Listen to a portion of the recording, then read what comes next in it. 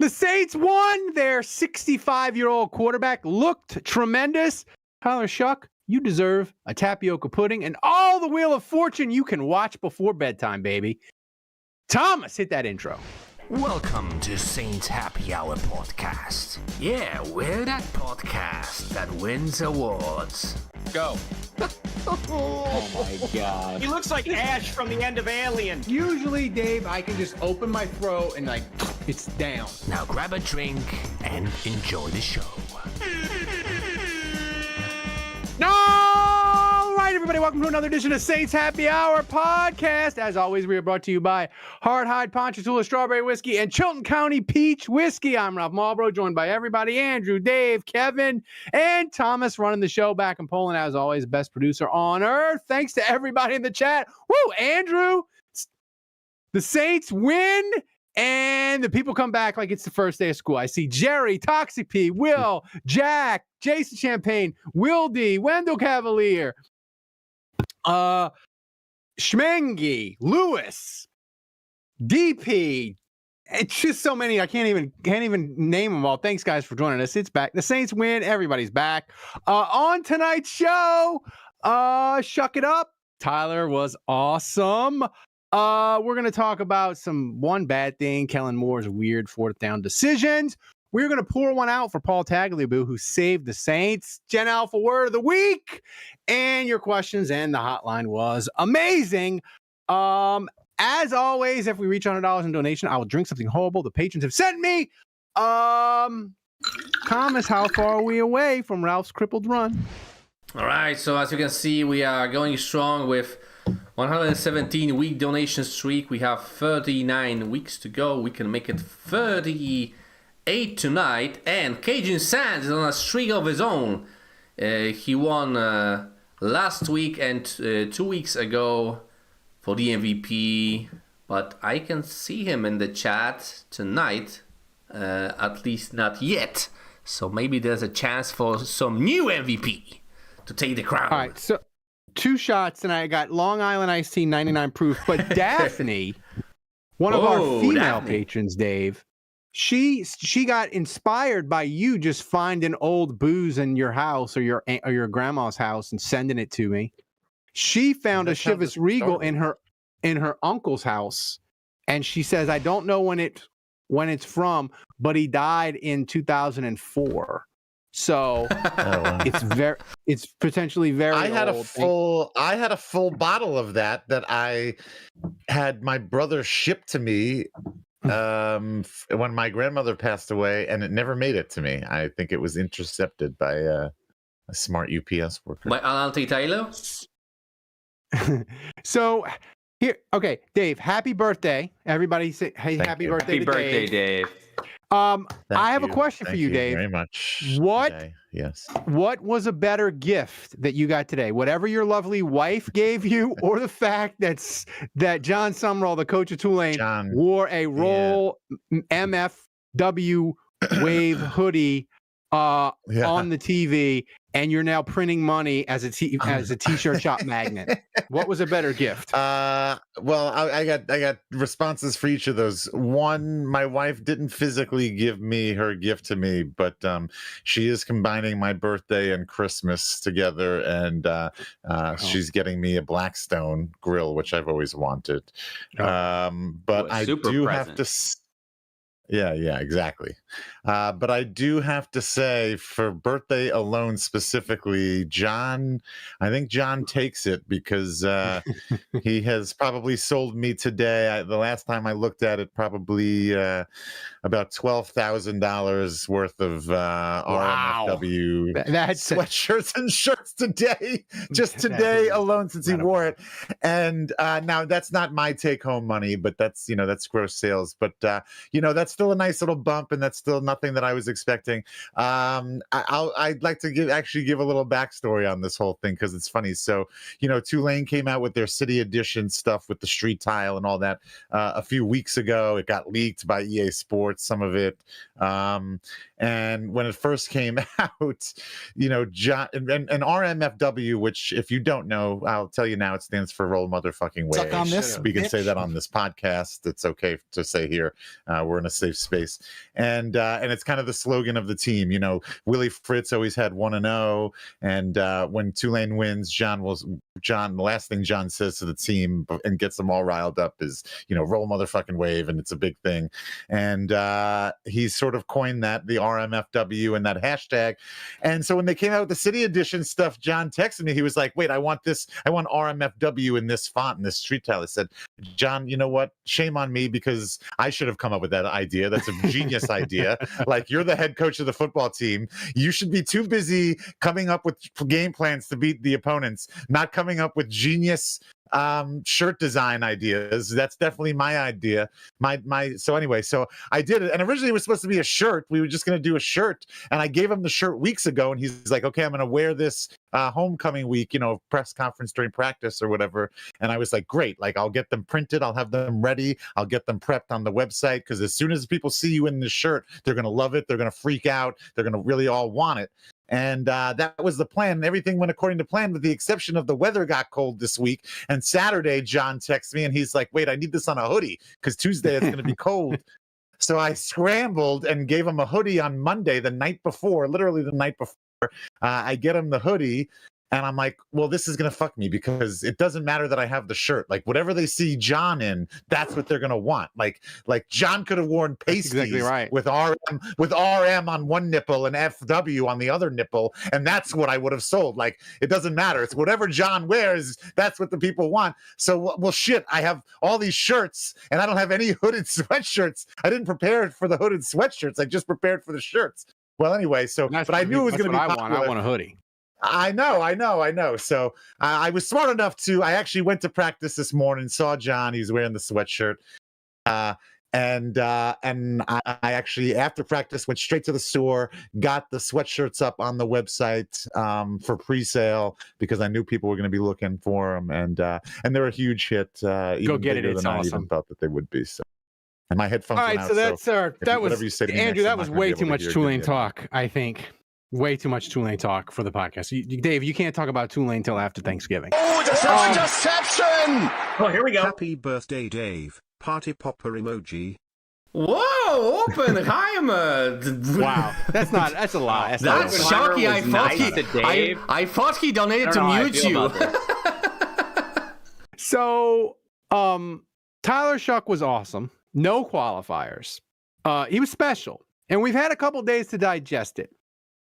The best way I can describe how I feel about it, Andrew, is about 3 weeks ago, I was dying for the Saints bye to arrive. I was like, I need the Saints bye. I need to recharge. I need to get away from this horrible football team for just 1 week. It's slowly killing my liver.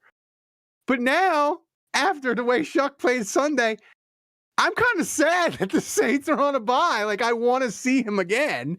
And that's the best way I can describe how excited I am. Now that you've had a couple days to think about it, your thoughts on Shough's game Sunday? Yeah, I mean, listen, it was one game. I don't think we should be taking out the anointing water just yet or crowning him. But at the same time, like, we just put up with EA and Derek Carr and how that all fizzled out. And then on the other side of that, you watch Spencer Rattler go 1-13 in 14 starts. So I think, the detractors, the people are saying, well, it's just the Panthers. It's just one game. I saw one trendy thing is we only scored 17 points. Big deal. They scored 17 points. Well, first of all, the game was 17-7. Like, we took a knee inside their 5. Like, we easily could have scored a touchdown there and made it 24. Would that have made you feel better, right? So I don't think that argument holds much water. But and it's just, that was the kind of game it was. I think if it had been a game where they didn't need to run the clock and bleed the clock and run the football. If he had needed to throw more, I think he could have thrown for 400 yards in this game. So, I mean, it's one game, but on rewatch, like, he was even better than I thought. So there's no denying that for 1 week, he was ridiculous, like really good.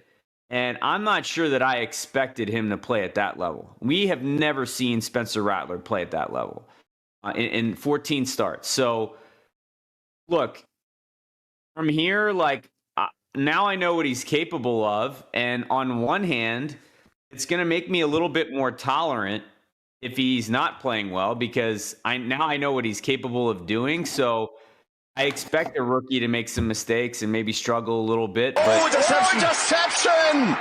If Tyler beats the Falcons, is he the captain now? Tyler Believer, thanks for $20 tip. We are almost halfway there. Deception! In Saint Tyler we trust. And also Oppenheimer, $20 super chat. Nice. $40 away. Look, on the other hand, like, if he can stack these, right? Like, this starts to change the calculus of the rebuild. It's really like, it was feeling pretty hopeless, guys. And to me, like, at 1-8 with no real solution at quarterback, and I don't think we really thought Shough was going to come in here and light it up like this. I think we all kind of expected he'd come in, wouldn't play that great, and that would all add up to, we don't have a quarterback as we go into the draft. And so then you got to draft the guy, and you got to hope he's good. But as a rookie, he might not be. And so, like, the rebuild, it's like we're pushed 2 years, 3 years. But if Tyler Shough is good, and let's say we win 5 or 6 games and we're picking 7th, let's say, now you don't get Mendoza. Deception! Happy birthday, Dave. Shough got us to put the paper bags away. Oh yeah, roll wave. William Gray with a $25 tip via Stream Elements. Thanks for donating and using Stream Elements, William Gray. But it's not necessarily a big deal in the sense that if you're picking 7th and you've won a bunch of games and Shough is your guy, you don't need to draft Mendoza. You don't need to draft a quarterback, so it's perfectly fine to pick 7th and pick a guy that's going to help you at a different position. So, I don't know. We'll see. We'll see where it goes from here. But yeah, like, I'm not going to lie. I'm excited. Like, I haven't seen a quarterback play like this for the Saints. Like, I mean, I don't know that Derek Carr ever played this good. I'm serious. Whoa. I'll come to that in a moment later. No. I'll come to that after Dave gets to go. I just wanted to say, I don't have anything to say. Go. No. I was going to say that Carolina was 4-1 in their last 5 games prior to the Saints game. They had just gone on the road and beaten the Packers. So it's not like it was just the Panthers. The Panthers were looking to establish themselves as the number 2 team in the division. Deception! Happy birthday, Dave. Drink Ralph. Wow. Who that golfer taking us over the edge. Thank you. So should I drink the Chivas Regal that may be from 1875 or 1960, or should I drink the Long Island iced tea? Whichever one has the higher alcohol content. Well, then it's the Long Island iced tea. 38 weeks to go, by the way. All right. So no, hang on, man. I stopped so we could get the thing. Go. It's like, to just write off the Panthers. I don't like that. They still have. I agree with that. I mean, look at it. There's 4 of us on this podcast. Wait, what? I said you still got to play the game, Yeah. Well, look, there's 4 of us on this podcast. We are all homers for the Saints. We all would love nothing more to pick the Saints. But what did we do last week? 3 out of the 4 of us picked the Panthers because we were being realistic with ourselves. Somebody the one that didn't, but that's because he's an idiot. Deception! Late beard cutting donation while Ralphie drinks. Looking sharp, Kellen. Yeah. Whoa, So I think, Schmangy, 50 buckaroo donation via Stream Elements. I mean, look, We get a he didn't even throw for 300 yards. We have a quarterback that throws for 280 and 2 touchdowns, and everybody's donating like that. Like, look at the temperature of the room. Like that. That's all you need to hear. This is awesome. Here's a question. Here's a question for you, Kevin. Yes. Do we bang on Kellen Moore and say, what took so goddamn long to put Tyler Shough in the game and start him? Or do we give him credit and say, good job. You waited until he was ready to shine. Which is it? Because on Saints Twitter and on Discord, it's a big argument. Like, which way do you fall on that? I fall under the latter. I don't think a rookie quarterback would have done well regardless. Like you could name any rookie quarterback from last year. I don't think any of them would look good on this team. I think he drafted. Oh boy. Over Ralph is my favorite work version of Ralph. Oppenheimer! Taking us over the edge. 2 drinks at the same time, Ralph. Get ready to say goodnight. Oh, shit. Jesus. That's what happens when you take too long to drink your first one. I'm gonna go Chivas Regal and then Long Island iced tea. Here we go. All right. Here we go. Yeah. Oh, that is bad. Give us a number. Quick number, Ralph. It's an 8. Oh, it's okay. Go All next right, next now one. Now you gotta wash it down with a 99 Long Island.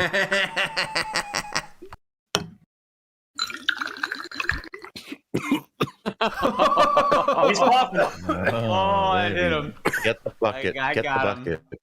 That got Get the him. bucket. All right, give us a number. That's a 9. That Chivas Regal was poison. If I die, Thanks, Daphne. If he dies, Daphne he dies. killed me. Hey, Daphne, call the hotline. She's from. It was sent from Thibodeau. Thibodeau. Oh God. I remember Daphne used to call the hotline like 2 seasons ago with a friend or something like that. Yeah, I do. I do vaguely remember that. But you know what? While you're doing that, and we had you zoomed in, I'm wondering.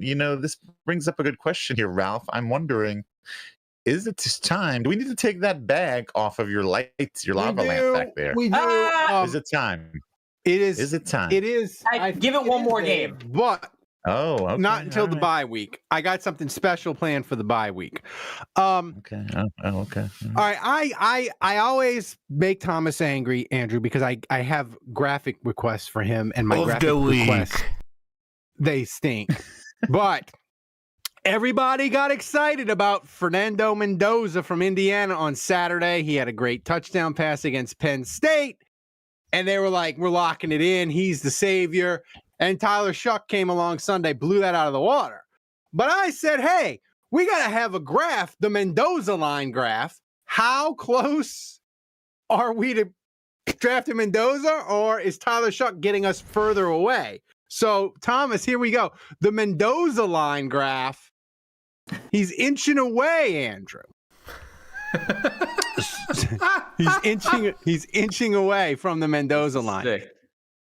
So here's my question, Andrew. Is he too high, too low? I can adjust it if you want. Yeah, he looks a little too high. Too A little high. too high. Yeah, maybe a tad lower. All right. We'll move him. So here's my question, Andrew, and I want you to start, but everybody's going to answer. What does Tyler Who's Shough... that on the bottom? Who's That's facing the real baseball Mendoza. player Mendoza. Oh, It's Mendoza.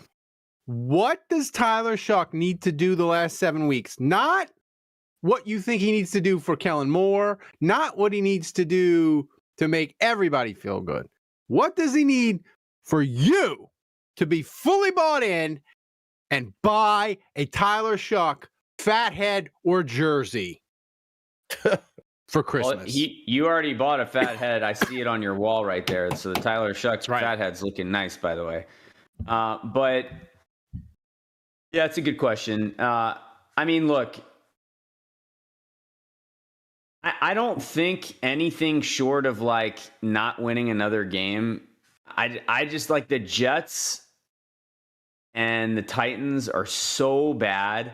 Like, I just don't think if the Saints get to 4 wins, like if they get to 4 wins, it's probably going to be against the Jets, right? So I just don't see a scenario where the Saints pick first and get Mendoza unless they win like one more game. Like that might be too much, right? But I think one more win, and maybe they still have the first. If they win 2 more games, forget it. Like, they're not picking first. Like, that's how bad these other teams are. So I don't think it's going to take much for Shough to botch our opportunity to get Mendoza, okay? Because, like, you look at the Saints' schedule, they still play the Falcons twice. We still get the Panthers again at home. We obviously know how to beat them.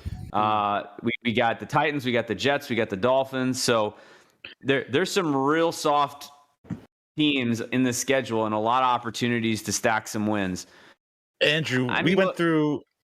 Go ahead, finish. Yeah, so I would say, you know, as far as what Shough needs to do, I don't know that I necessarily need him to play at the same level he did against the Panthers every week. I think that's asking too much, but shoot, man, if we can get, call it 3 or 4 more wins. So let's say 4 more wins. There's 7 games left, right? So they would go 4-3 the rest of the way. That would mean that Tyler Shough was 5-4 as a starter. That would be insane. It would be, and I know the schedule's easier. So look, but look, like, you have to beat the bad team. So if he trounces the Jets and torches them, and trounces the Titans and torches them, and puts up a good game against Carolina, we sweep them, and we get an upset against Tampa, or we split against Atlanta, something like that. Obviously, I would prefer wins against Atlanta. Like, if he does that and he plays games like this again, I'm sold. He's my QB. He's my QB1. Do not draft a quarterback. Maybe get a veteran to back him up, but otherwise, that first round pick needs to go to help him. Yeah, Kevin, what does he need to do to No, Dave, go ahead. Go, Dave. Well, no, I was going to say, you know, Andrew was talking about, he was going through the schedule, and he wasn't. I don't know what Andrew is doing. He's rocking back and forth. He's doing ab exercises. That's why you need to watch the live stream. You missed the fun part. Why is the Dave head on my screen again, Thomas? It should be. That's how it works. Try using a different soundbite. Andrew wasn't on our. Suck on this, suck on this, bitch. Suck on this, bitch. A different one. Yeah, not that one. The sun never sets on the Jewish Empire. There you go. I'm going to tell you this. I need one more game like Sunday. I'm completely bought in. All right. Well, but Andrew wasn't really in on our post game podcast where we went through the schedule game by game, and where I said I laid out how 7-9 I think is now 7-10. You were imitating me with that positivity. Yeah, 7-10. It was wild. Yeah, we can go 7-10 or 8-9. I think maybe. Oh my God! Jesus. I think we're going 7-1 the rest of the way. Jeez. Yeah, maybe. We lose either to the Bucks or the Dolphins, but everybody else beatable. You just listed them. Everybody, every game from here on out, like, theoretically, is winnable. Every game is a win if Shough plays like he played this past week. The Saints, besides the Tampa game, every line will be 3.5. I got a question for you guys. This is a serious football question. So I know you guys like to make jokes, but I mean, let's get into the nitty gritty of the X's and O's here. Are we burying the lead? I think we're talking up Tyler Shough. We're saying how great he was in this game, and this is the reason for optimism and hope. But was this actually addition by subtraction? Is the reason why we're looking so much better that Trevor Penning is not on the team? It's not a coincidence. Reasonable question. The run game miraculously reappeared. It hasn't appeared since the Buffalo game. I think there's a case to be made. Trevor Penning, the moment they picked him, he's been the problem all along. And once they cleansed some him sort of and got him out curse? the building, the skies are blue. And it's all clear sailing How did from he here. do on the Chargers this week? He How didn't did do with play. The Chargers won, though. Oh. They looked incredible Sunday night. Thank you, Jim Harbaugh. Saved my gambling apocalypse. Oh God. And by the way, Trevor Lawrence, you're a terrorist. I went fishing with my son. I was like, I got the Texans, like the Saints game was done, and I was like, the Texans have lost, and I got the money in the bag, and I come back and I'm like, what the hell happened? My wife was like, the Texans won. It's disgusting. Dave, what does Shough need to do the rest of the way for you? To what? What was specifically the question? Just to make What does he need to do to make you buy a Shough jersey for Christmas for you or your lovely children? Nothing. To actually buy a Shough jersey, he would have to put together like 6 games like he just did this last one. Like, No. I'm not buying a jersey unless I think he's the second coming of Drew Brees.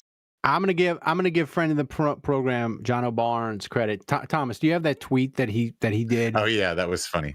He had a picture.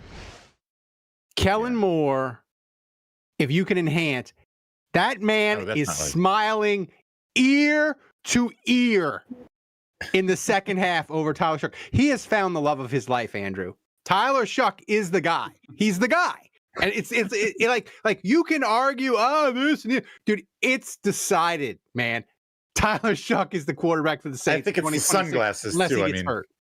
Yeah, he's even wearing the shades. I mean, he's like the literal sunglasses emoji guy right now. He's just the smile, around circle, a smile, and sunglasses. Yeah. So listen, Dave, I don't want to be negative because everybody's excited, but no, Kellen Moore, his decision making on 4th down, it feels a lot like my decisions at the blackjack table when I drink too much. He's splitting 10s. Hit bosses are coming up to him. Just do it. Just do it. Just hit on 18. I'm hitting on 18. People are asking me. People are giving me the stink eye. I don't want to be negative, but are you concerned about Kellen Moore's game management? Did we talk about this on the post game? We did for like briefly. Exact same question. And it made the same analogy. I might have, gambling. Dave. I only have so many jokes and lead-ins. Come on, there's only so many bullets in the holster. Come on now. You know what? Look, Kellen Moore is. Bullets in the holster? You mean like bullets in the chamber? Maybe. What did I say? Kellen Moore is as much of a rookie as Tyler Shough, and he's only like 4 years older than him. So if we're giving Shough a little bit of a leash, a little bit of leeway, a little bit of understanding, making mistakes, growing pains. And I think Kellen Moore is the same thing. He's a young coach. He's never been a head coach before. He's young. He's learning on the job. He's learning as he goes. And so it's not going to be perfect. Yeah, someone mentioned this in the chat, and I'm glad they did. I want to talk about this field goal that was blocked, and then they were able to keep the ball. And I can't believe I'm bringing this up, honestly, because I got to be honest. Like, I've followed football my whole life. I'd like to think I know the rules pretty well. And that one stumped me. I had never seen that before. I'd never experienced that where the kicking team gets to keep the ball in that scenario. I found that very confusing. I don't know why I'm bringing it up here because, like, I know you guys aren't going to know the answer better than me. Well, so, no, like, it is. I don't even answer, know why I'm asking you guys. The answer is. But no, seriously, like, were you guys as confused as me? Like, I didn't know, like, how? Yeah, how did that happen? I was confused, but then I saw the replay, and like once Cam Jordan touched it, it's basically the Leon Lett play. Once the ball goes past the line of scrimmage, it's basically a punt. And if the receiving team touch it, in this case the Saints, once you touch it, it's a live ball. I think the weird thing with that kick I'm block, still not Kevin, sure is I follow. the weird thing with the Saints. Ralph, okay, so fair enough. I understand that rule. I'm just gonna say, like, if that's the rule, fine. I hate that rule. Like, they should still have to cross they should still have to cross the first down marker to actually get the ball. To me, like the fact that Cam Jordan touches it, a dude falls on it, and they're still like 8 yards short of the marker. Right. You shouldn't get a first down for that. They got to change that rule. That's absolutely absurd. 100% agree. Totally agree. That is the correct take. You get a block ball unless that ball rolls forward past the first down marker, or you scoop it up and run past the first down marker. All it is you're just downing you're downing the ball yourself.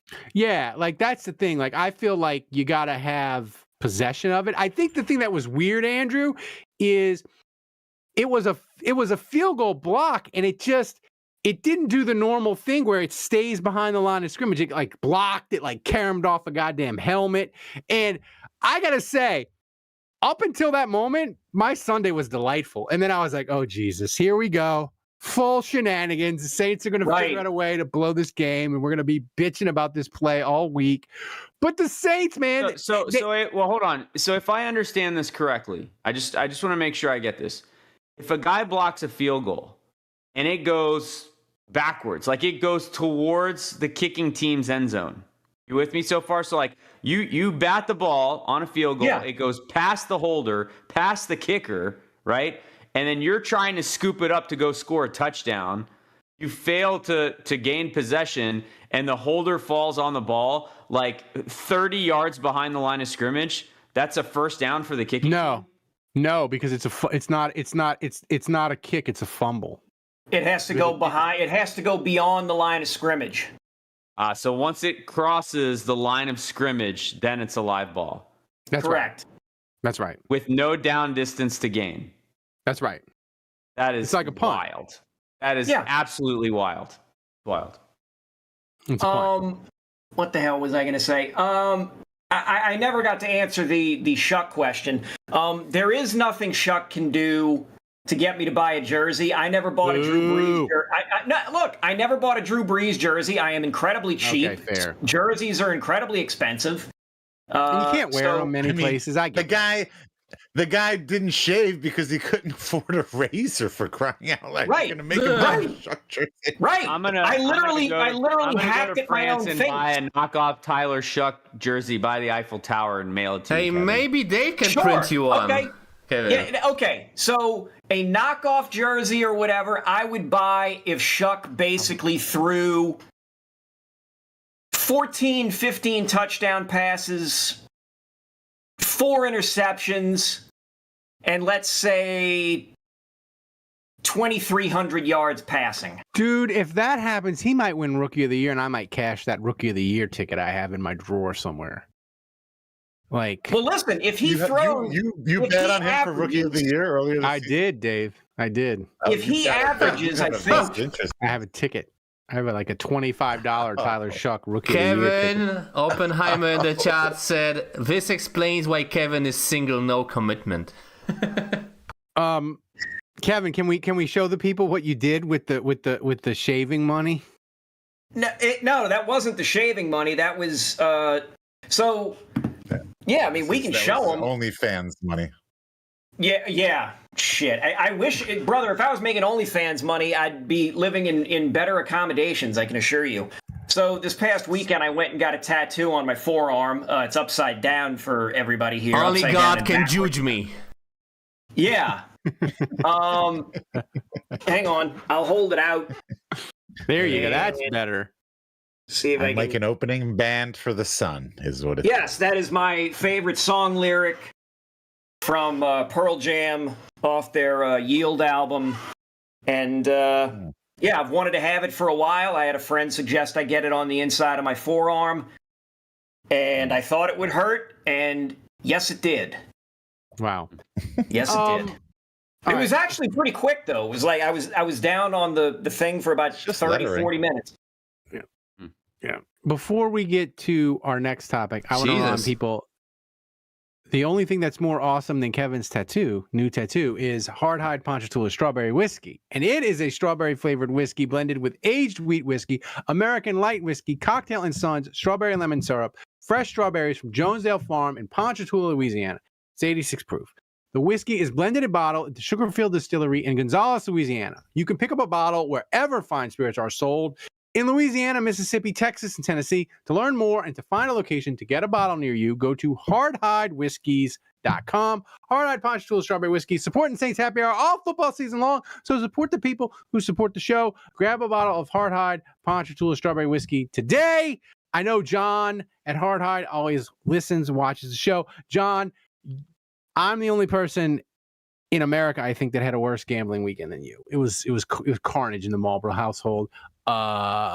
Max, you're gonna have to eat bread and cheese for a week. Hey, Thomas, like give us an update. I like bread and donation cheese. update. Thomas, how far are we away from drink number 3? We are $83 away from the magical $283. Do you have my load, by the way, or not? I don't. I need people need to send it Nobody to me. sent you We're on out of them, Malort. guys. We're out of Malort. Malort. Guys, you need I to need step up your magnets. game. I need magnets for over here. Send your magnets to me. So here's the thing. And I don't know why I think of this. Is Paul Tagliabue died over the weekend. I think Friday. And Andrew, you used to have, I think, on Canal Street Chronicles, your handle was about Paul Tagliabue saving the Saints. And I don't remember what exactly it was. Or maybe it was something you're talking about. or maybe it was on your old Saints website that used to do grades. But the point was, I was getting really annoyed with people on Saints Twitter that were like, Paul Tagliabue didn't save the Saints. Tom Benson saved the Saints. And I want to set the record straight, Dave. Tom Benson did not keep the Saints in New Orleans. Roger Goodell, Jeff Duncan, who likes to fluff old Roger Goodell and pump him up and pretend like he saved the Saints. No, Paul freaking Tagliabue saved the Saints. You can go on YouTube and you can Google Saints Tagliabue Benson press conference from 2005.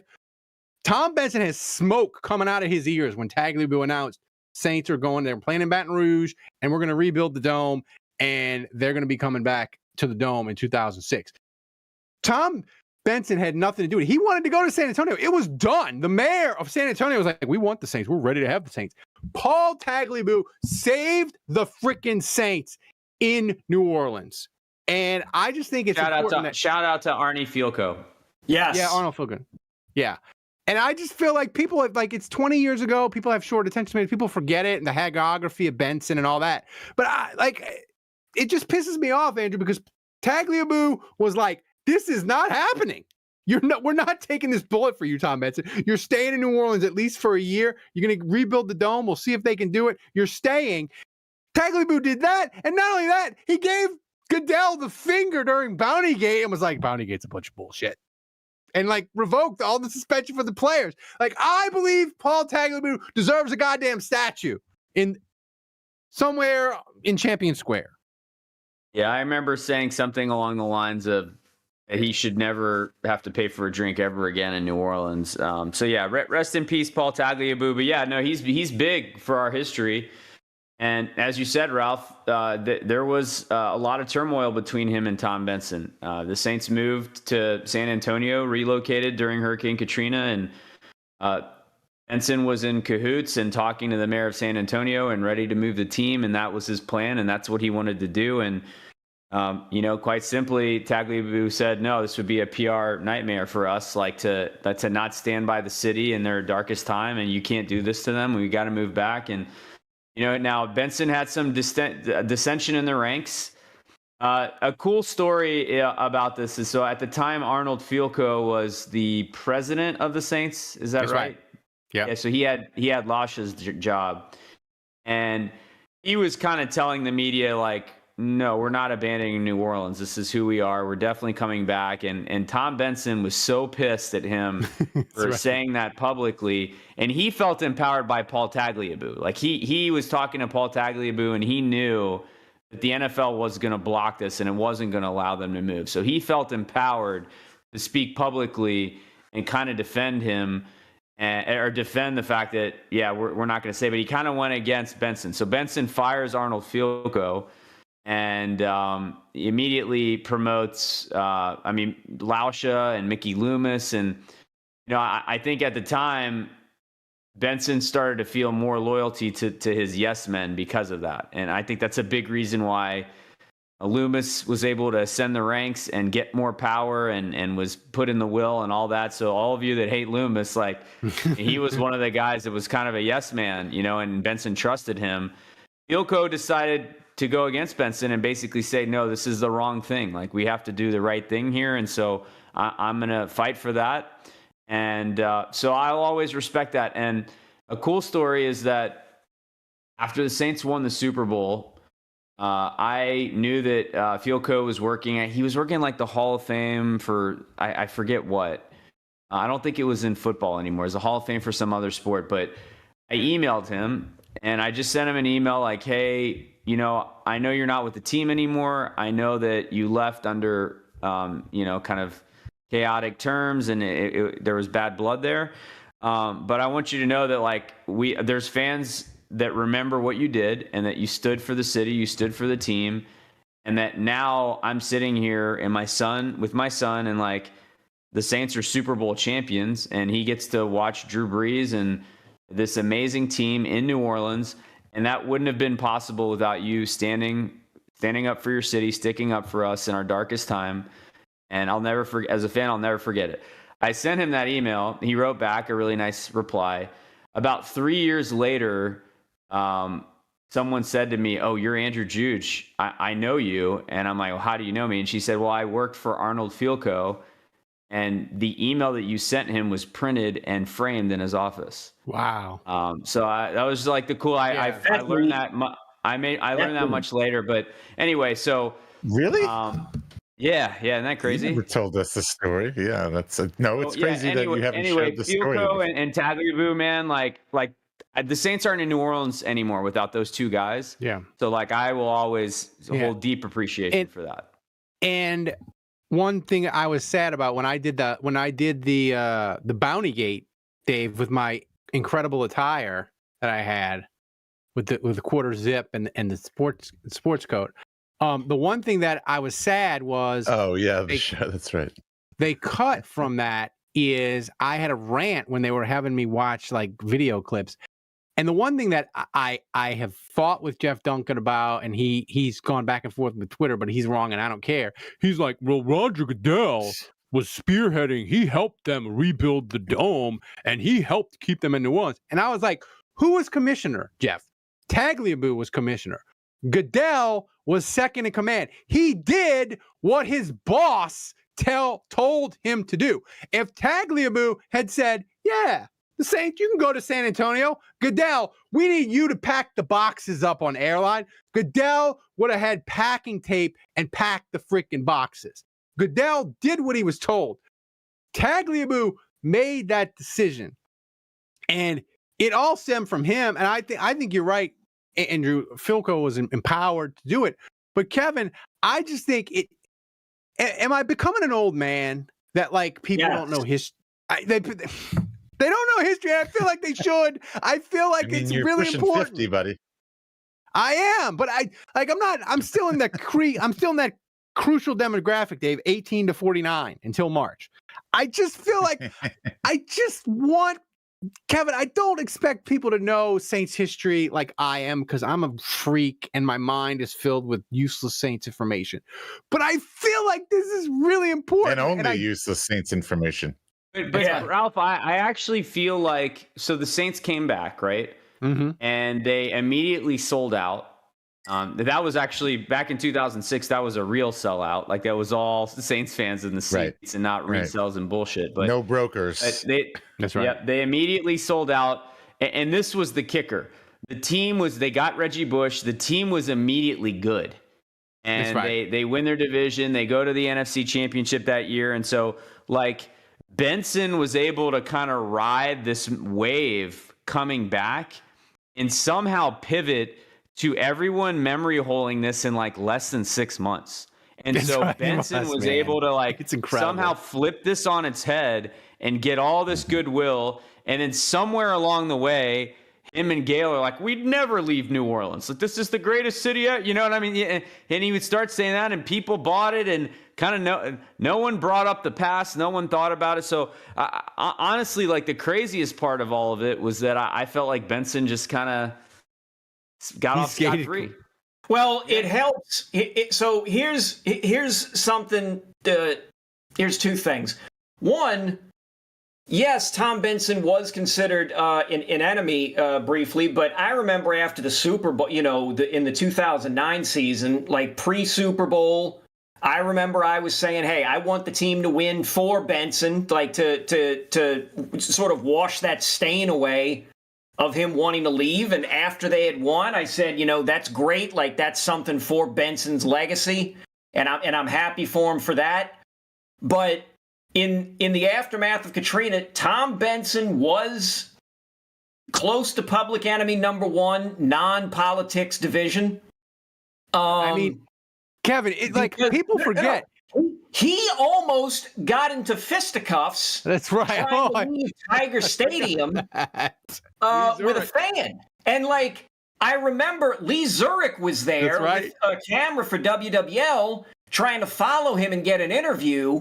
And somebody tried to approach him, and it looked like Tom Benson was going to get jumped in front of his wife by an angry mob.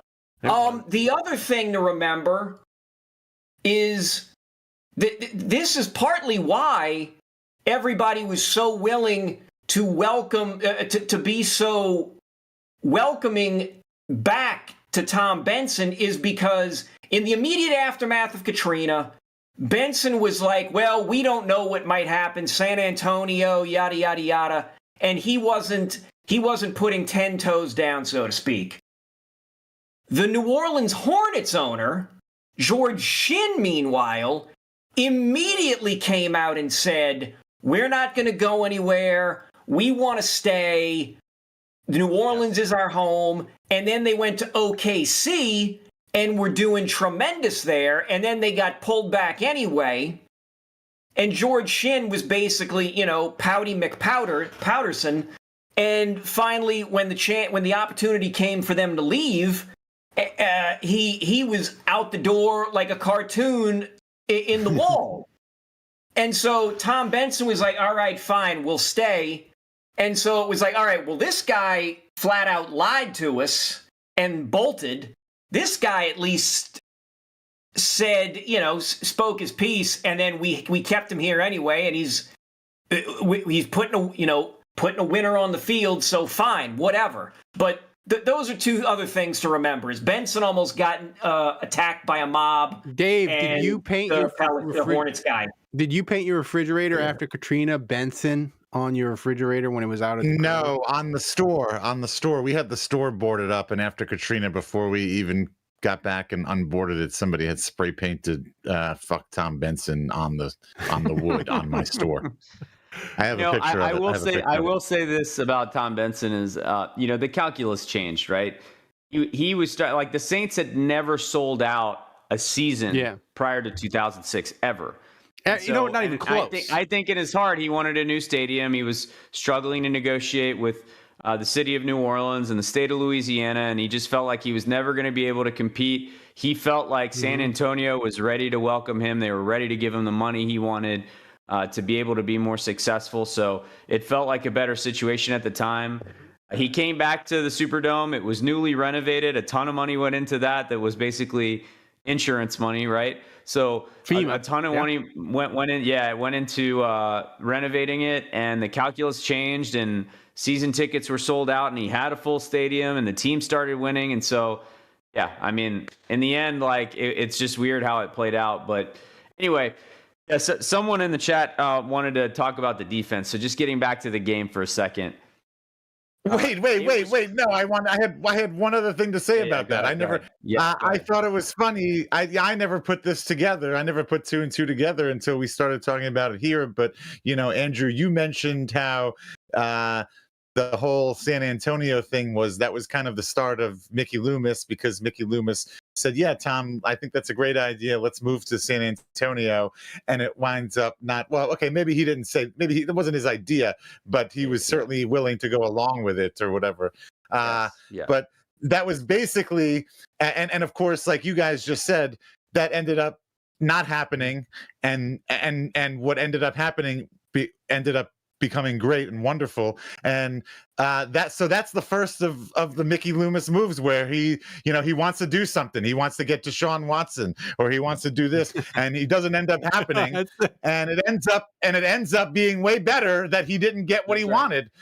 So I had no idea that the move to San Antonio was the first of Mickey's bad decisions. We didn't have it in the bracket. We fell down on the job. We fucked that up. Yep, there you go. That was it. That was the dawning of it all. But back to the game. I just listen. I know the Saints are off week. The Saints are off this week, and I just like the whole Paul Tagliabue thing. It really got to me. I wanted to acknowledge Paul Tagliabue. Rest in peace. That was 20 minutes on Tagliabue. Yeah, But Andrew, back to the defense. I want to say the most impressive thing that gives me real hope after the bye is for the Saints to go into a football game and say to a team, you're not running the goddamn ball.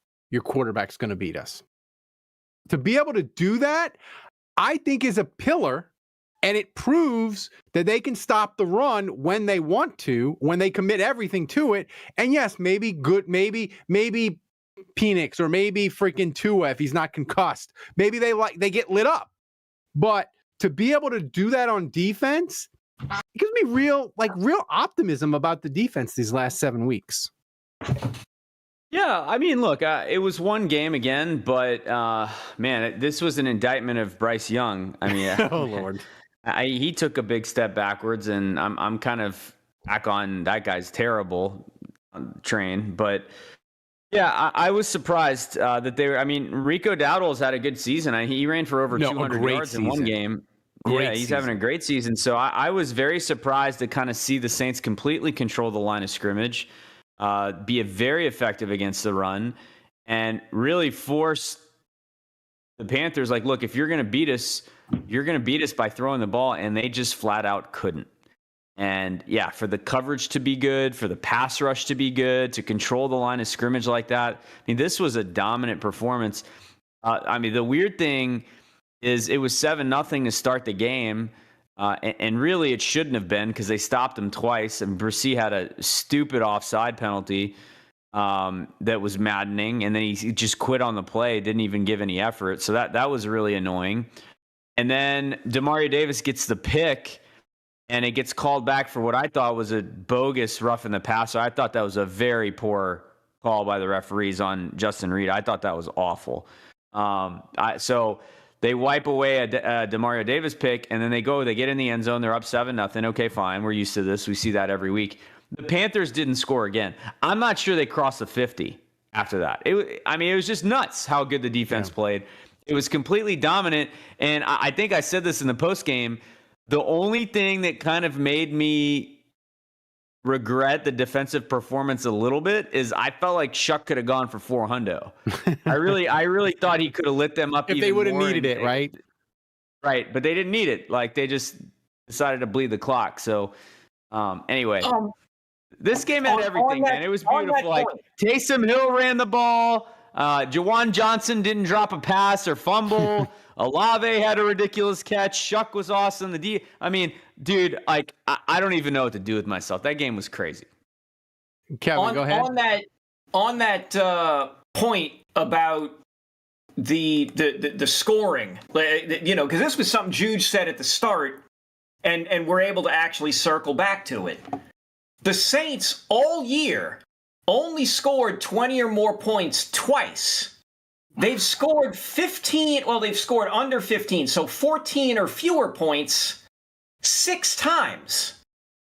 So you look at that, that's 8 right there, and then they had 2 games where they scored 19. So the 17 is actually their 5th highest point total on the year. Like, yes, they're a low-scoring offense, and it's bad, and obviously you would want to score more, but this game was dictated by the defense, and the end of the game, like Andrew said before, like David said, like Ralph had pointed out, they could have scored again. If they could have easily scored again. They could have reached 20. They could have scored another touchdown, and it would have been the second most points they've scored all year behind the Giants game. But they didn't need to. I'm fine. I'm fine with pulling out. Guess what, Kevin? They had 5 turnovers in the Giants game. 5. Yeah, I'm fine with pulling a Milton Berle and only taking out as much as you need. That's a reference that literally the 50-year-old is going to get. I get it. Nope, okay. I got it. So I'm fine with that. Schlong. Just whatever you need. Berle had a big schlong. Here's the thing that makes me feel so good about the defense. Cam Jordan had a sack. Demario Davis was incredible. Dave, I'm almost to the point. Like I get, like I kind of want Cam Jordan to retire. I kind of am leaning to like Kamara if he wants to retire. But Demario Davis at this point, I'm like, no. I think you got to keep him. I think we got to sign him up for another year. All of his life, he's like fucking Benjamin Button. He's Demario Button. He's Benjamin Davis. I don't know. Yeah, it's crazy. I mean, it is crazy. And you know, they say the very cliche things all the time on the broadcasts that, you know, whatever he's lost in, you know, his step and his quickness with his age, he's gained in, you know, mental awareness and wisdom. So he doesn't have to be as fast because, you know, he knows where the play is going to go. It looked like he was running that route on the interception. I'll tell you that much. I know. And you know what? And that's it. But that's what we've seen. Like, that's the thing is like when he does great on a play, it's because he times it well. It's not because he's outrunning a guy or he's faster than a guy. It's because he gets there quicker because he knows what's coming, and that is because of his wisdom and his age, and it's impressive. And it helps that he hasn't lost that much of a step. Like he's still fairly fucking. I mean, I'm saying like Andrew, if Demario Davis doesn't get injured and keeps playing at this level, like if he wants to come back, he can come back. Is all I'm saying. Yeah, I mean, he is the team leader in tackles by like 31 tackles. It's crazy. Think about that. He might be a better post 30-year-old linebacker than Ricky Jackson. And if you look at Ricky Jackson post 30, I've always said he's the best 30 and over linebacker in the history of the NFL. Like Ricky Jackson's stats really get cracking once he gets to 30, where like Lawrence Taylor is like done by like 33. But I'm just saying, like Demario Davis is amazing. So Thomas, it's 34, 35. No, he's 36. He'll be 37 in January. He is. Oh my God. Thomas, it is time for the Gen Alpha word of the week. Hit the intro. This ought to be interesting. Word of the week. All right, so my word of the week is 8. It is slang to do something exceptionally well, succeeding at it with great skill or style. So, Dave, you invented this topic, and you said you have to use it in a sentence describing the Saints. So I'm going to say Tyler Shough, he ate on Sunday against the Carolina Panthers. This is an old word. This is like that might be Gen Z. Yeah, this feels dated. Yeah. Well. Dylan. Hey, Andrew, my second choice was Gooner, and you don't want that. Yeah, this is like Boomer word of the week. Boomer. I feel like if I were to say that Tyler Shough was Sigma, that feels dated. And 8 feels more dated than that. Yeah, Sigma doesn't feel that dated. but 8 feels dated. Rich says this is cringe. Sorry, Well, I'm old. there you go. Cringe is a Gen Alpha word of the week. No, it's not. Cringe is old too. Dylan says it's not that bad. Okay. Well, there we go. We had an expert weigh in. Did he say it was? Did he say it was low key? Come in here, Dylan, please. Yeah, Dylan, come in here for a sec. Did he say it was low please. key, not that bad? And just no, he didn't say New low key. host He didn't say. I of don't the think segment? he's allowed to. Low key is way too. That's way old. That's Gen. That's old. Yeah, that's 80s. That's Gen Z. Ralph is sus. It is. He's not coming in here. He's not. I was trying to tie it into Tyler Shough. I did a poor job. Well, it'll be I think Kevin's turn next week, so he'll do better. Okay. Yep. Not a problem. All right, the hotline. As always, Saints win. The hotline goes boom, boom. The uncensored hotline is 8 minutes long, Dave. People were pumped about Shough. They think he's the Messiah. Jerry called twice, and they add him the radio voice. He called in to apologize. I like that. Oh, Thomas, yes. I was going to say, because he was ready. What did he say on the... He was out. He wanted... Well, yeah. Didn't he want fired? Did he want... He wanted everybody fired into the sun. Thomas, play the hotline. What is that? It's time for this week's hottest takes from the Saints Happy Hour Hotline. Of course Olave's going to the injury tent. He's pissed off that we didn't trade him. You have a blocked punt, and you still retain possession of the ball. How does that happen? Someone's going to end up running in the wrong direction soon. This is kind of fun, you know? Yeah, why not? Why not? Tyler Shough looked like a franchise quarterback. You know, apparently you can just throw it deep, and so I can say this. Hey, Mendoza, we're good. We got Tyler Shough. Saints Happy Hour. This is man Jared G. I know it's been a while. Now all we got to do is just chill out because we got the pesky Falcons coming up in 2 weeks. But we're going to enjoy this win going into the bye week, and that's all I have to say about that. Who that? Let's go. I know we played a garbage team, right? Hey, they were 5-4. That's true. They were 5-4 going. All right, we sucked more than them. We did suck a whole hell of a lot more. But you know what? At this point, I'm feeling good about Shough. I think the guy. Shough. Yep, I think Shough could be the one. You know, I'm really hoping that the Saints do the smart thing and take that first round pick and trade down. So let's go. Who dat? First of all, with regards to my call last week, yes. Alcohol, emotions, and the Saints, that's a horrible formula for letting things out. Awful. Anyway, win today, big win. That's a great win. Love it, take it. I think Tyler Shough may be the answers. But yeah, Tyler Shough, he showed that. Yeah, shook that, baby. Damn. I mean, he looking good out there. He's trying to make our, do we need to draft Mendoza, discussion really difficult, so that's good. A little bit off topic, but I was just listening to the Ringer Fantasy Football podcast, and they said Matthew Stafford is, quote, way better than Drew Brees. And it's ruining my night, man. I don't even know. I'm questioning my life, questioning my marriage, questioning whether I'm going to continue subscribing to this podcast. Their podcast, not you guys. But, man, I just had to vent. That's the worst I felt this year. That was a great game. I can't wait to hear Ralph tell us that we've got a Hall of Fame quarterback and we're going to the Super Bowl after all. Same Ralph who a week and a half ago was telling us his sources were telling him that Tyler Shough was dog shit. Is he good? Is he not? I don't know. It's accurate. We got a team that's showing fight and promise, and that's good enough right now. Who dat? I want to defend myself. Andrew, your sources were saying the same thing. My sources are bad, but your sources were saying the same thing. He didn't look good in practice. We got him in practice.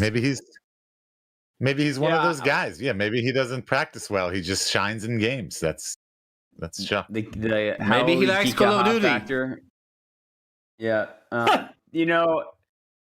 The interesting thing about Shough, and if you go back and you watch his college tape, he's always had the arm. That was never in question. We knew that he had a live arm, that he had an elite arm.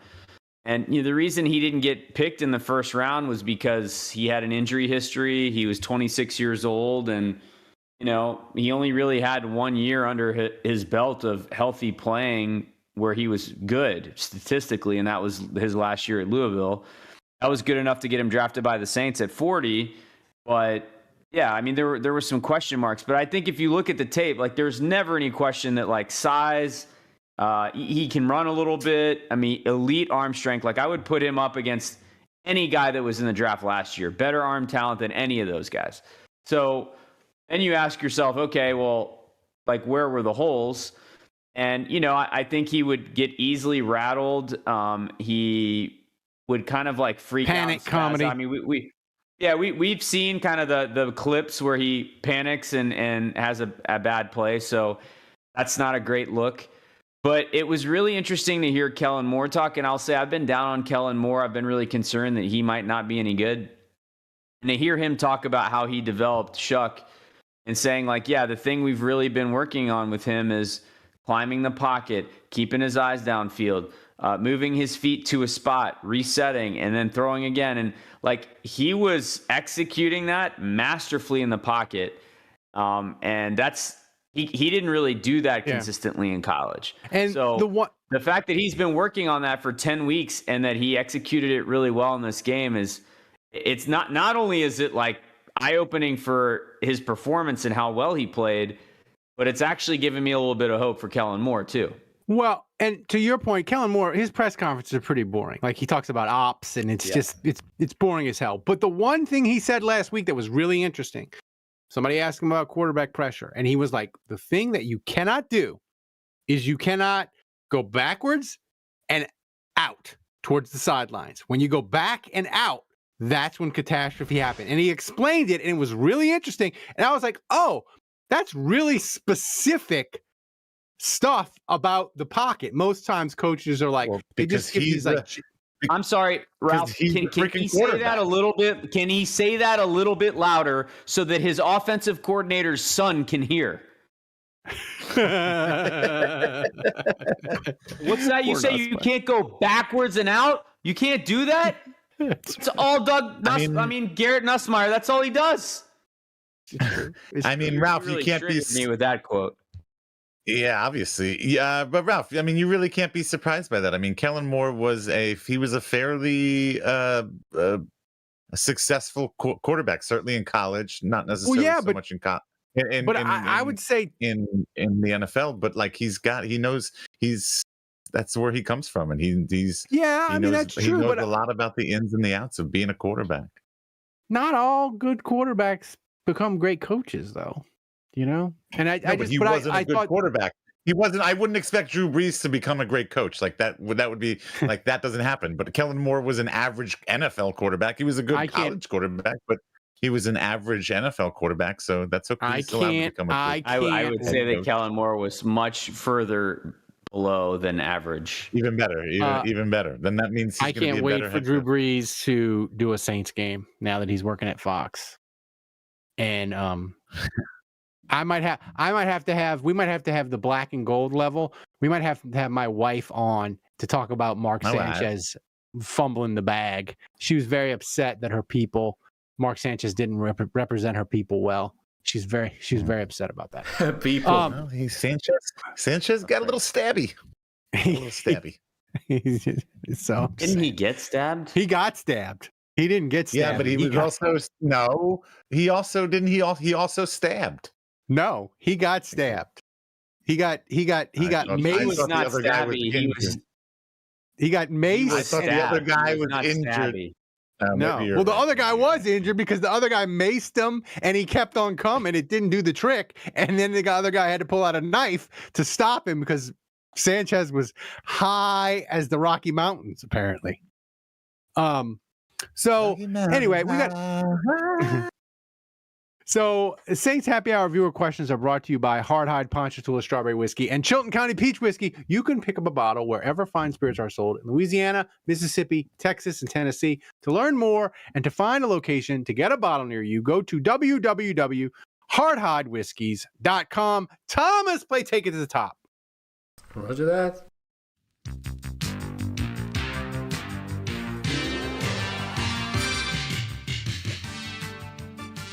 Finger guns. All right, Thomas, what's first up? All right, first question from the current MVP leader. Then the donations dried out after a hot start. That's right. Oppenheimer, he asks, in the last 3 years, have the Saints been more successful than Kevin's dating record? A follow-up question, can we get a Kevin Love update? The Kevin Love update is Kevin is just very lonely and unhappy and doesn't know if he'll ever be happy again. Oh my God! Yes, appropriate soundbite. Yeah, perfect timing. Good. Oh my God! I'm gonna go watch Schindler's List to cheer myself up. Jesus. Oh, that's good. Yeah, in the last 3 years, let's see, the last 3 years. No, I had a couple of stretches. Where things were looking pretty good. He was like 2003 Derek Carr, 9-8. Like you had a little stretch where it looked positive. Yeah, like in 2003, Carr threw 4 games over 300 yards. Something like that. But as of right now, no. As of right now, it not good. Dark times, my friend. Yes. Kevin, I always say this to you. I am not a good-looking man. I can barely dress myself. I can barely walk up and down stairs. And I found love. You can find love too. Thank you. I'm just appreciate it. God. Thomas, what's next? Love in all the wrong places. All right. Next question from Jason Champagne. He asks, who is the bigger myth? Devon Valet or Cameron Meredith? Wow, Cameron Meredith. I forgot about him. There's your random state of the week right there. God damn. Yes. Former Chicago Bear, right? We got him. I mean, I gotta look up Cameron Meredith stats, Andrew. It won't take you long. They sold us a lemon. Come up. Didn't they? I'm gonna say he caught 11 passes for the Saints.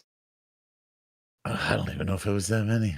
Kevin, do you believe Cameron Meredith over under 11 passes for the Saints? I was close. He caught 9 passes. What did I say, 11? 11. 9 for 114. 2 catches off. Kevin, will Valet get to 9 catches for the year? He's got 7 more weeks. Yeah, he'll get to 9 catches because I think he got to 2 catches in this game. No, he only had 1. Oh, sorry. 1. I think Valet has 6 catches. I think Valet has 6 catches so far this year. He'll get past 9 catches. It would be nice if Kellen Moore would look at this guy and say, "Hey, here's a big, tall guy that we traded for." That's right. And we traded our number 2 guy. So it would be nice if we. Should I tell Kevin what round? Should I tell him or should I not tell him what round that pick was? No. I don't need to know. I don't need to be reminded. It was a 4th. I don't need to be reminded. It was a 4th. Oh my God. And I mean, Cameron Merritt, his knees were like 4th round greeny. pick for 6 catches. I mean, Jesus Christ, Andrew, you just heard Kevin 5 minutes ago talk about his love life. He was borderline suicidal. You're going to put him over the fucking edge, Andrew. Jesus Christ. But Kevin, to be fair, the pick first the you Saints, bring up his lack of love life, then you bring up draft picks. Yeah, what the hell are you doing? To be fair, guy? Yeah, I mean, you might as well pour sugar in my fucking gas tank at this point. To be fair, Jesus. Kevin, the pick it was pick 97 they gave up for Valet. It's currently pick 98, so it is trending in the right direction. Deception! Oh, here we go.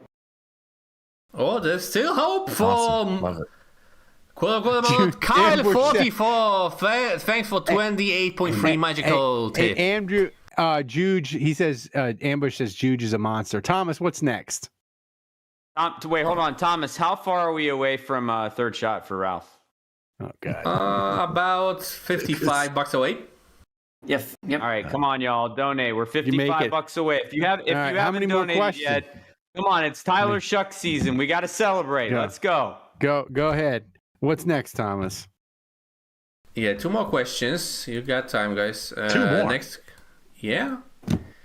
Next question from Schmangy. That's your fault, Dave.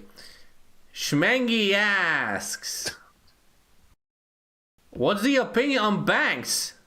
On Banks' season this year? Great. No notes. Cinema. No notes. Pure cinema.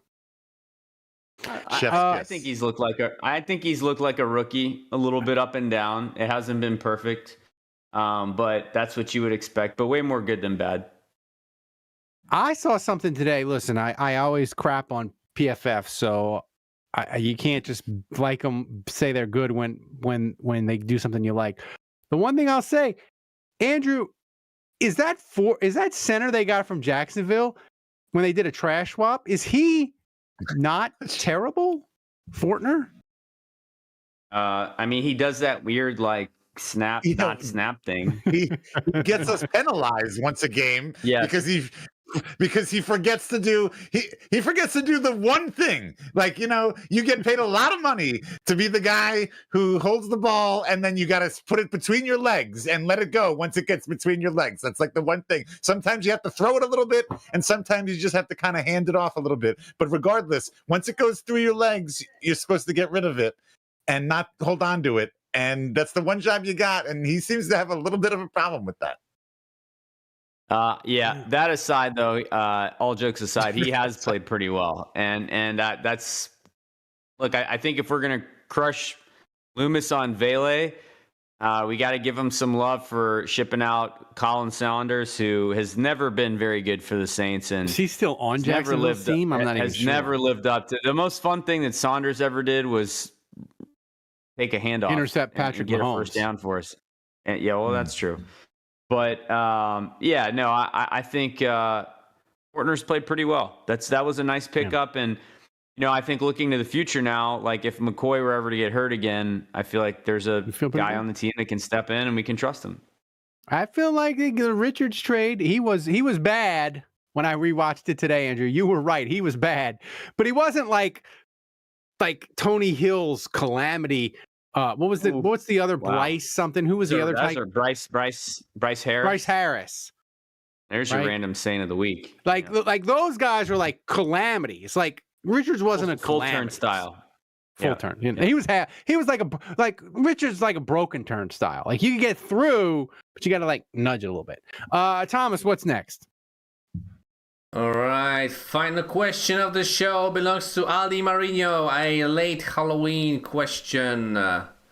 He asks, would you prefer to fight for one night a werewolf, a vampire, or ghost? Kevin, what are you fighting? You're a wrestler. You got moves and stuff. What are you fighting? Well, I'm gonna say a vampire, werewolf. The werewolf may have nards, but I don't think I'm gonna be able to kick him there. That's a Monster Squad reference. Okay. Freakish strength might rip me to pieces depending on how they go. Can't hurt you though, right? Like I watch Ghostbusters. Yeah. The ghosts never hurt anybody. They just scare you. You can't really hurt you. Ghosts, I think, can do things depending on what the movie is. I mean, depends on what rules. Like a physical ghost could possess you, right? That would be the worst case scenario with the ghost. Is he possessed? But if they possess me, maybe both my arms would work, Andrew. That could be fun. That's true. I think a vampire out of all of these has the most limitations or weaknesses, so you could feasibly defend yourself. And then, my situation.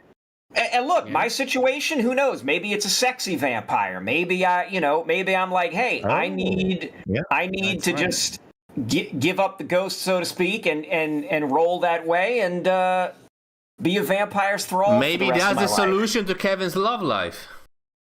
Yes, that's what I've been saying, Tomas. Ollie Mourinho says possession or poltergeist. And I would, if a ghost would possess me and I could have both arms work and not walk with a limp, Dave, ghost can possess me all day, twice on Sunday. Just saying. Jesus. I like the questions. Good questions. Thanks to everybody who donated. Thomas, before we get out of here, recap the donations. All right, so as you can see, we reached another donation goal. We are now on a 118-week donation streak. We have 38 weeks to go for Ralph's crippled run. Thanks to everyone who donated. Thanks to Who Dat Gopher, to Tyler Believer, to William Gray, to Kyle44 for the late donation. To our Canadian friend Schmengi, who somehow donated in US dollars this time.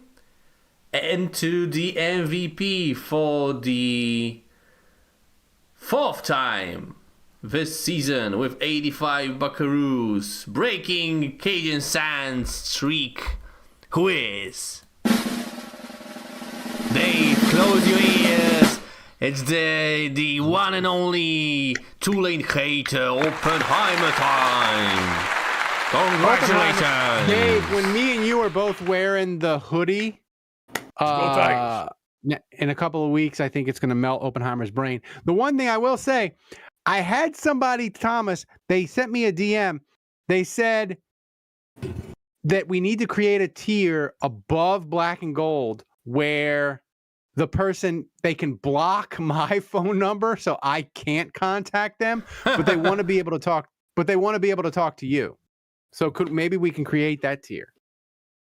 Maybe we could create it like it'd be like the Polish chain tier. I don't know. Call it the color like rush it's hard, like it was funny at first, Andrew, that it was like a bit like people like Cajun Sands doesn't text me at all, but now people not wanting my phone number and not wanting to communicate with me, it hurts my feelings. It really does. Just saying. It's gone too far, huh? It's gone too far. You and Kevin can start a Lonely Hearts Club.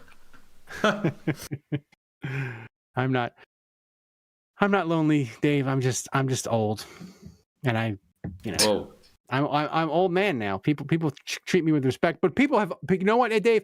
People have always opened doors for me because they see me coming limping, and they just always would open the door for me. Now that I'm older, they still do it. It's nice. But thanks to everybody for watching, guys. If you enjoyed the show and we made you laugh, consider supporting the show by going to patreon.com/Saints Happy Hour. Give us a shot. Every little bit helps make the show a little bit better. And don't forget to follow us on socials, wherever you get your podcasts for free. Thanks to Dave, Andrew, Kevin, Thomas, the best producer on earth, running the show back in Poland. Until next time, the bar is closed.